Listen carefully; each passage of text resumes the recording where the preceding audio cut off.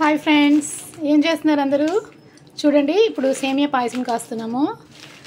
ముందుగా మనం stove on చేసుకొని పాలు పొయ్యి మీద పెట్టుకొని పాలు కాచుకోవాలి. పంచదార వేసుకొని కాసిన తర్వాత ఇవి చూడండి, ఇన్స్టెంట్ సేమియా. ఇన్స్టెంట్ కాబట్టి ఇవి ఎక్కువసేపు ఏమి బాయిల్ అవ్వాల్సిన అవసరం లేదు. పాలు కాగేంత వరకు చూసుకొని పాలు కాగిన తర్వాత మనం ఈ సేమియాని వేసేస్తే తొందరగానే ఇన్స్టెంటే కాబట్టి త్వరగా అయిపోతుంది అన్నమాట. చూడండి, ఇప్పుడు నేను వేస్తున్నాను అవి.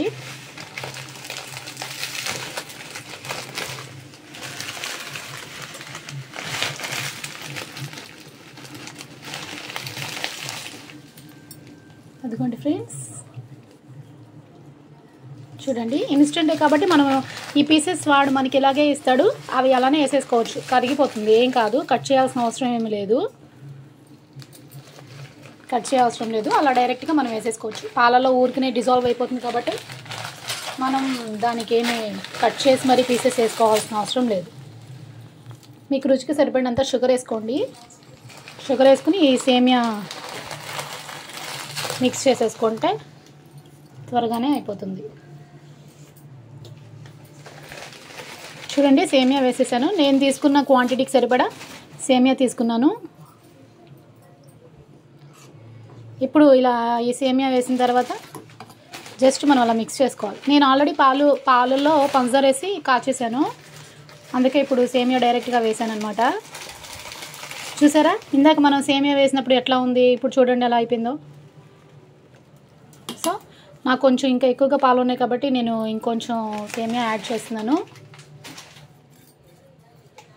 క్వాంటిటీ ఇంకొంచెం ఎక్కువగా తీసుకున్నాను కాబట్టి. చూడండి, రుచికి సరిపడా నెయ్యి వేసుకుందాము. మీరు నెయ్యి ఎక్కువ తినగలను అనుకుంటే కొంచెం మీరు తీసుకునేలాగా ఎక్కువ వేసుకోండి. నేనైతే తింటాను కాబట్టి 2 స్పూన్స్ నెయ్యి తీసుకున్నాను. ఇప్పుడు ఈ నెయ్యి కూడా డిజాల్వ్ అవ్వాలి కాబట్టి ఇలా కలిపేసుకుందాం.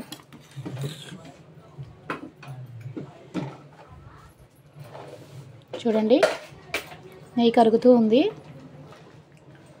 ఇప్పుడు ఆ కరుగుతున్న నెయ్యిలోకి కొన్ని క్యాష్యూస్ వేసుకుందాము.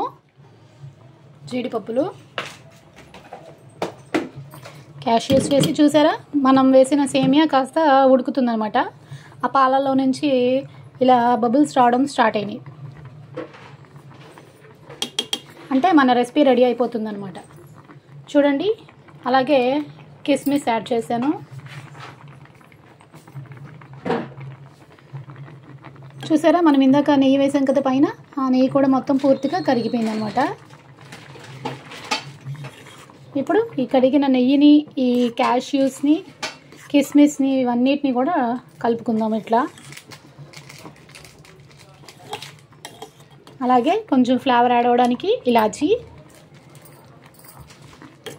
ఇవన్నిటిని వేసి జస్ట్ మనం ఎక్కువగా మనం స్టిర్ చేయకూడదండి.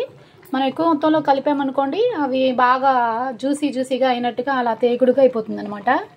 కాబట్టి మనం ఎక్కువ మొత్తంలో ఏం అవసరం లేదు. కొంచెం ఊరికనే జస్ట్ పైన అలా మిక్స్ చేసుకొని ఇంకా మనం స్టవ్ ఆఫ్ చేసేసుకుందాము. నేను ఇప్పుడు స్టవ్ ఆఫ్ చేసేసాను. సో మన రెసిపీ రెడీ అయిపోయింది. ఇన్స్టెంట్ పాయసం రెడీ. ఇప్పుడు నేను దీన్ని మీకు టేస్ట్ చేసి ఎలా ఉందో చెప్తాను. చూడండి ఫ్రెండ్స్, మనం సేమియా వేసినప్పుడు ఎలా ఉందో ఇది చూడండి. అంతా బాయిల్ అయిన తర్వాత ఈ విధంగా మారింది. దీన్ని నేను ఇప్పుడు టేస్ట్ చేసి మీకు ఎలా ఉందో చెప్తాను. వావ్, వేడివేడిగా సూపర్ డెలిషియస్గా బాగా వచ్చింది ఫ్రెండ్స్. మీరు కూడా ఇలా సేమియాని ట్రై చేయండి. ఇంకా మన ఛానల్ ఎవరైతే సబ్స్క్రైబ్ చేసుకోలేదో సబ్స్క్రైబ్ చేసుకోవడం మర్చిపోకండి. Bye friends. ఈలోపు నేను ఈ సేమియా మొత్తం టేస్ట్ చేస్తూ ఉంటాను.